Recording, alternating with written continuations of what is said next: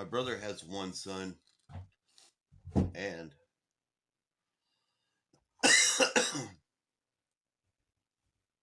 his dad moved all the way from Houston to Paris, Texas, and he doesn't understand why he didn't want to stay close and have a relationship with his son more than he is. That's his grandson, the only one he's got, and he wanted to go up to a place real far away and move. And he's up there with his sister and her son. And it's the first time he actually admitted that, which is something that, I thought immediately. And, to hear him say it, he's starting to say things that show that he's getting a little older and it's getting a different type of sensibility. My, our friend's Bear that had his son had committed suicide, and he was like, wanted to take me to the hospital tomorrow to see about my dad. Uh, I got a really bad vibe about doing that. And I don't know if it matters. If I go up there and I find out something really horribly bad, like he's not ever going to make it out of the hospital or something like that, I wonder if it matters if if I find out like that, if that's even the case, which I'm not gonna posit that that is the case, but I feel like there's more of a possibility of that because of the negativity that I felt about it. And then I'd have to combat it. I have to be like, no, I don't want to go, you know, and I don't even know if I can go into the hospital. Like the last time I tried to go into the hospital, they were trying to give me a COVID test. I've not ever had one, and I'm not fucking doing that. So it's not even the same world in the hospitals as it was before. And I'm not saying I don't want to go. I don't My dad's not really the type of person to be in the hospital and to be emotional, like he was left there, like he's alone. Y'all left me alone. He's not really like that at all. Um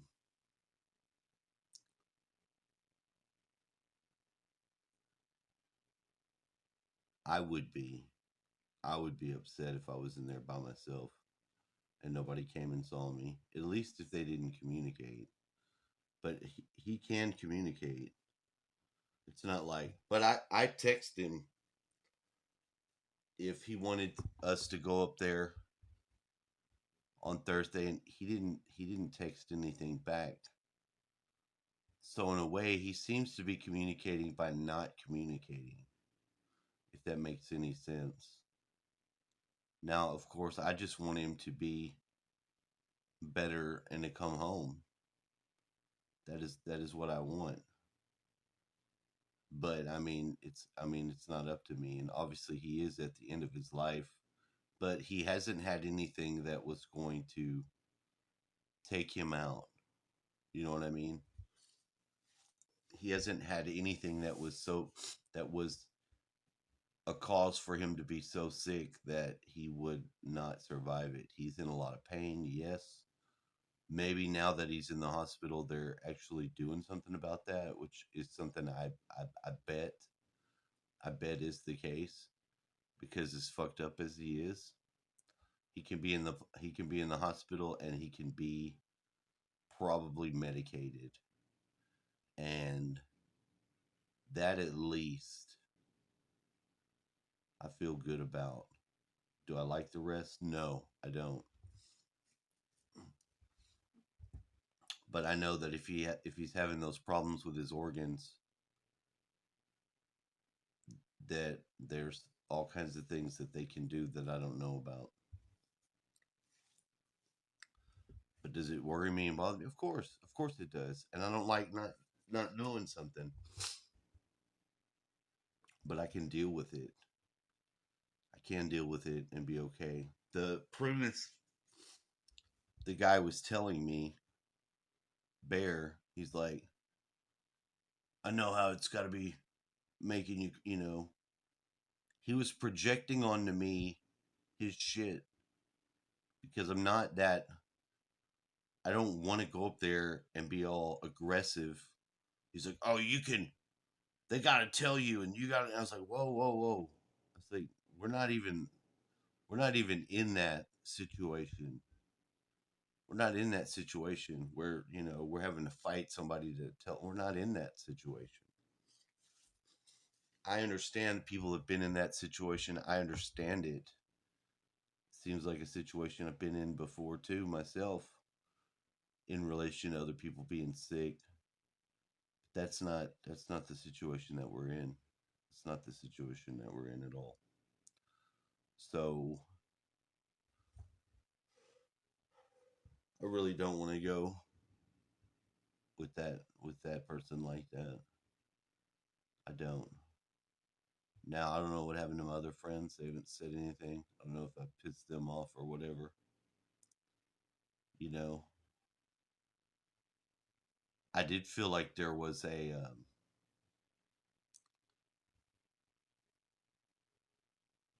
like they were gonna try to fuck me over. They were gonna try to catch me trying to put the hours in work like I would do if he was here, and then somehow try to get me in trouble, which I'm not doing. I'm not able to clock in. I'm not able to work, so I'm just not able to do it. He's not here. I can't work. So it's not like as soon as that seemed to be not a possibility, there's been like a void of those people. That's what I mean about the gang stalking element.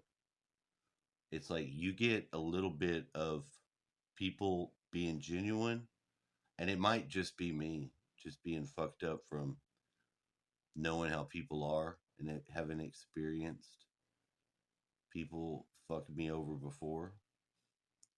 But I don't hear anything out of them now. I'm not hearing nothing. Nobody's asking me anything, you know,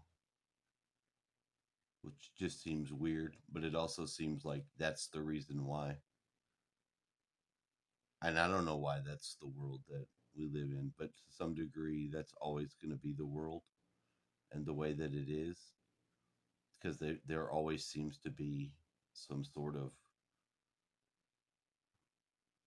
what do you call that? I call it gang stalking. Well, it is. So so I still don't really know what's going on. I'm trying to send positive energy and stuff like that. Another thing is that I've called my dad's sister and both of his brothers and haven't got a single message back from any of them. Now, what's weird about that is that um, there's no reason that they shouldn't communicate. They might just directly call him, after getting the message and that's probably the case, but nobody's told me anything. Like nobody's said anything like, "Oh yeah, they got your message and they called me." It's the weird things like that I don't know, but I'm guessing they might have done that because you want your family, if you have a a God fearing family, you want them to pray. You want them a part of that. So in a way, I don't know, and that feels weird, but I just wanted to sort of journal some of this weird shit, some of these weird feelings as I start my day. I had some really weird dreams about our old neighborhood too, because my brother was talking about there's a lot of weird stuff set up over there that we didn't have the whole time that we grew up, and we was talking about it. But he was telling me that he had been sick of the COVID. I was like, I've been sick too. I've had this fever, and you can still tell from listening to me that I'm sick or have like a sickness. And but I don't feel like I have the fever that I've had the past 2 days. I know I've had a fever. I know it. I can feel that shit. But other than that, everything's kind of okay. You know,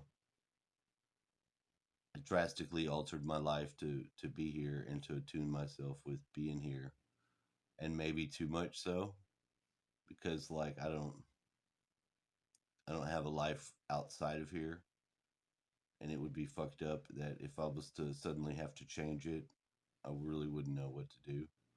I'd probably have to go to Houston and live there since that's the house I'm having to pay taxes on and it's my house, you know. But I don't want to. I really don't want to be back in Houston in that environment. I don't have really enough people here to warrant um, um, like staying here. But I wish that weren't the case. I wish that weren't the case. I wish I could go somewhere far else away and disappear. I just I don't know, like the society, and I don't know, it's just a fucked up time in life. Very upset. I feel very upset that, even my children and my ex-wife aren't, like, it's like they're not even alive. That's what it feels like, because to go so hard that way, you would think something dramatically had happened, and it didn't. It didn't. We were talking after all of our drama. We were talking, and I was okay with her, and I wasn't even against her with her boyfriend. I didn't try to break them up or do nothing like that. I let it go a long time ago. That didn't stop that I cared about her. They came up here and stayed for a week, and that's been a long time ago. But at some point, she just disappeared and quit communicating. And but also, she was fucking around, her and her sister, with a friend of mine that fucked with all those girls in high school and was like not a good person. He was trying to fuck with her sister and cause some problems in our marriage, and he is dead. But he was in the background messing around. And after she got busted because she did, like fucking with somebody that's like not supposed to be doing that, and it's sort of like betrayal. And after that, she disappeared. Like, and I think it's from shame of being known to be doing shit that just isn't desirable. Because she seems to be the type that has to be appearing a certain way to play her hand. She doesn't appear to be anything desirable or have any sort of leverage really over me. Then I don't. She's not gonna do it. She's not gonna, because she's a narcissist, like big time. No real, no real evidence of that person having an actual ability to feel like normal people. Everything I've ever heard about a narcissist, I think that's it. You don't want to deal with people like, you don't want to deal with a narcissist if you can help from it. She's borderline personality, bunch of shit, bunch of shit. She's I do love her though. I do love her. If I could communicate with her and talk to her and just be on the level with her, because that's the woman that has my kids. I could do that, and I would rather do that than have it the way it is. That's what's fucked up. Because I'm not a narcissist. I have covert narcissism. I play it a little bit as a role, but since I've been here, I've completely changed how I am. Completely. I'm not the same person at all as I was when I was um, a lot younger, and before this point, staying here, I had to like dissolve a lot of my prior ego. It's just not there. Anyway, that's all. Have a nice day. Please like, share, and subscribe.